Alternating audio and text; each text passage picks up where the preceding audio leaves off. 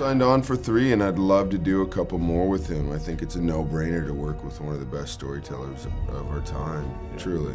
Ce qui est génial, c'est de pouvoir découvrir toutes les références qu'on va retrouver dans ce film, puisque c'est ce film qui est la base de tous les autres et non l'inverse. He's actually written another great love story. I think Wall-E was obviously a great love story, and I think John Nemo is too. Nemo is too, in a way, a father's love. Yeah.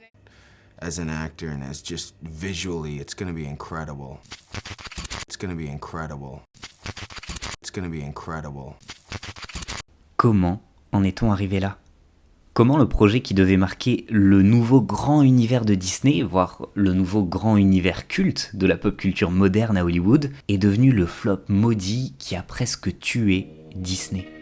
Bienvenue dans ce nouvel épisode de Flopbuster. Aujourd'hui on parle de John Carter, réalisé par Andrew Stanton.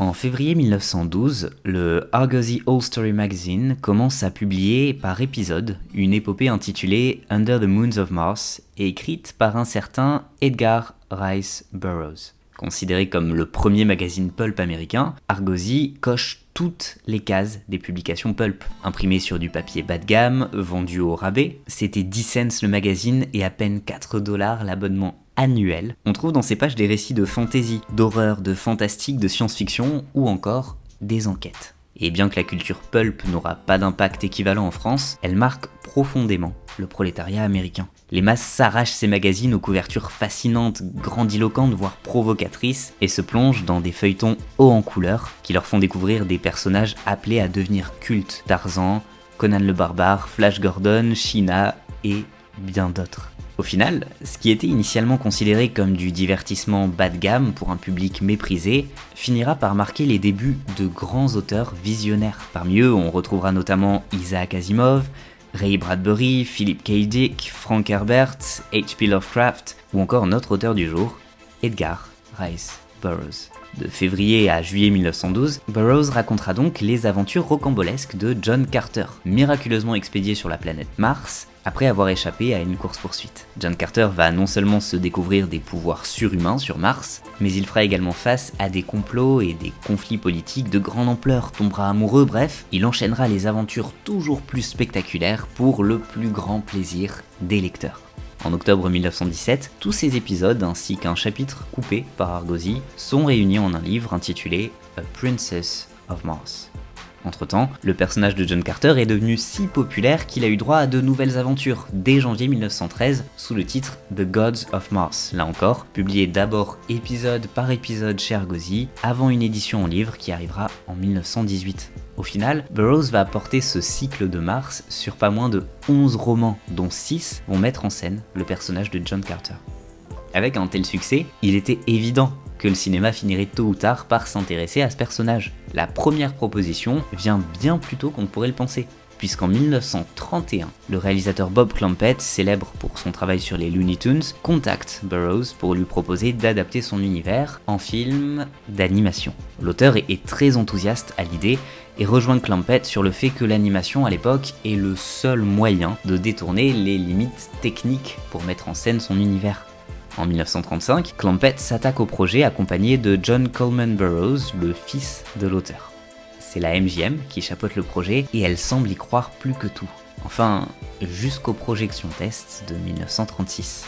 Des séquences tests sont projetées et là, les retours des distributeurs sont très mauvais. Pour eux, une chose est sûre, le spectateur américain lambda n'est pas prêt pour voir ce genre d'extravagance au cinéma. Dans la foulée, MGM met fin au projet. Ironiquement, l'année suivante, Universal prouvera pourtant que le récit pulp pouvait déjà à l'époque attirer un large public avec son adaptation de Flash Gordon. Toujours en 1937, Disney prouvera avec Blanche-Neige que l'animation, là encore, peut attirer un très large public. Pour la légende, on a longtemps cru qu'il ne restait absolument aucune trace des séquences sur lesquelles Clampett a travaillé, et pourtant, dans les années 70, le petit-fils de Burroughs va retrouver des séquences animées. Et pour vous faire une idée, ça donnait ça.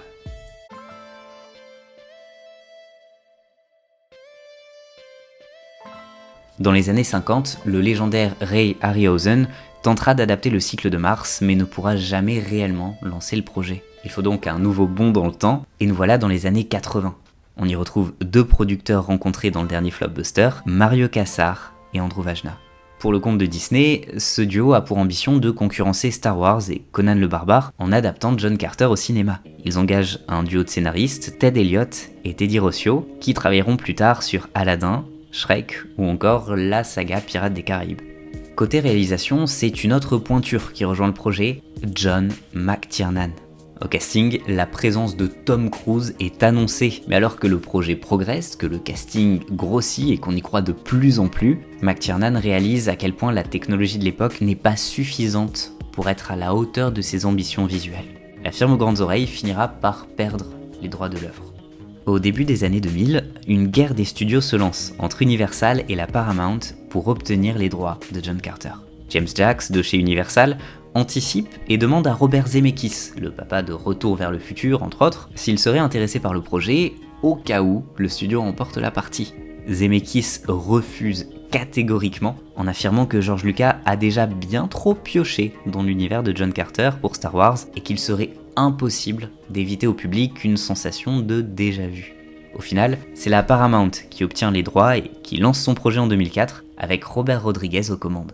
À l'époque, en plein tournage de Sin City, Rodriguez semblait être LE réalisateur parfait pour ce récit pulp. Sauf que là encore, le projet va échouer. Guillermo del Toro est alors proposé, mais le cinéaste aux 1000 projets abandonnés ne reste pas longtemps à bord. Jon Favreau vient en remplacement, mais en 2006, face à la perte de temps qu'a été la pré-production, la Paramount abandonne les droits et préfère se consacrer sur une autre saga de SF, Star Trek. De son côté, Jon Favreau va aller chez Disney et Marvel, bosser sur Iron Man qui va poser les bases de ce qui deviendra le MCU. Ce qui nous conduit enfin, après toutes ces aventures et ces désillusions, à ce qui allait aboutir au premier film, John Carter. En 2008, Disney est de retour dans l'aventure et récupère les droits des romans. Et l'homme derrière cette décision, c'est lui, Andrew Stanton.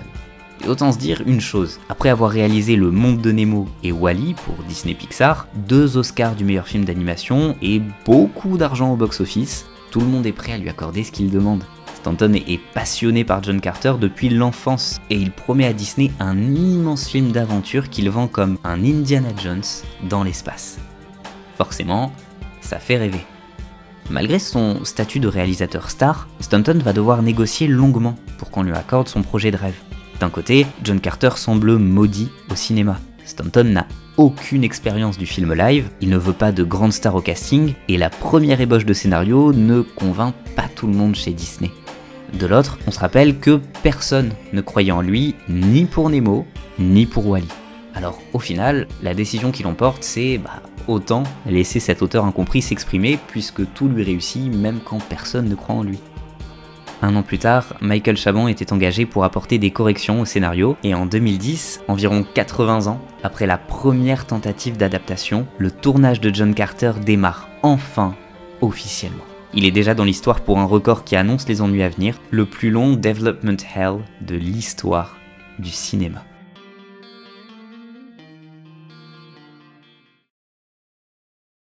Le tournage commence donc le 4 janvier 2010 au Royaume-Uni, plus précisément au studio Shepperton et Longcross pour une durée de 4 mois. Dès le mois de mai, c'est 4 autres mois de tournage qui se feront aux États-Unis, en particulier dans l'Utah.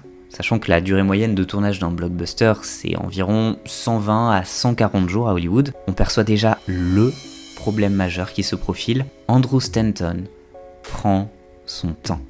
Trop de temps. Et au cinéma encore plus qu'ailleurs, le temps, c'est de l'argent. Venant de l'animation, Stanton n'a pas l'habitude de gérer un tournage avec des acteurs. Mobiliser plus longtemps que prévu tous les techniciens, les acteurs, louer le studio, tout ça, ça coûte énormément. Sans oublier que John Carter, c'est aussi un immense travail d'animation. What a lot of people don't know is that this movie has got more character animation in it than any other movie I've ever worked on. De plus, Stanton applique la méthode Pixar de l'époque, qui consistait à dire que tant qu'un plan n'était pas parfait, on le refaisait à l'infini. Alors certes, c'est ce qui nous a donné l'âge d'or de Pixar, mais c'est clairement différent de retravailler un plan en animation et de passer des semaines à retourner les mêmes séquences encore et encore pour corriger les détails dans un film de live action. Les coûts sont décuplés. Et des tensions se créent au sein de l'équipe, notamment quand Stanton préfère appeler des collègues de Pixar, qui ne connaissent que l'animation, pour leur demander conseil et snob complètement les habitués des films live de chez Disney. Alors que les producteurs lui demandent de lever le pied sur les reshoots, Stanton répond sans complexe « Je préfère être franc avec vous, je n'y arriverai pas du premier coup. » Live action's based on nobody wants to look bad. So they're all like on edge, like whatever he says, I do. And I finally figured that out about 3 months into the shoot. Autre preuve du perfectionnisme de Stanton, chaque département se voit donner de très gros moyens. Un linguiste est chargé de créer une langue Tark à partir de quelques mots utilisés dans les romans. Côté costume, pas moins de 1800 costumes sont créés pour le film. Rien que pour la tenue de mariage de déjà, 120 000 cristaux ont été utilisés. Le département costume bénéficie évidemment d'un chèque record. Le budget initial négocié était de 150 millions de dollars, mais entre les modifications dans le scénario et les reshoots incessants, Stanton parvient à négocier un budget de 260 millions de dollars. C'est colossal.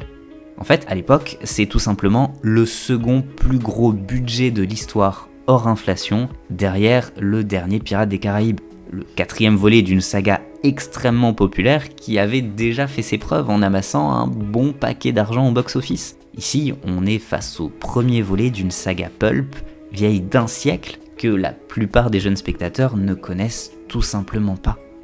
D'un point de vue rationnel, on ne comprend tout simplement pas comment Disney a pu donner autant d'argent à ce projet.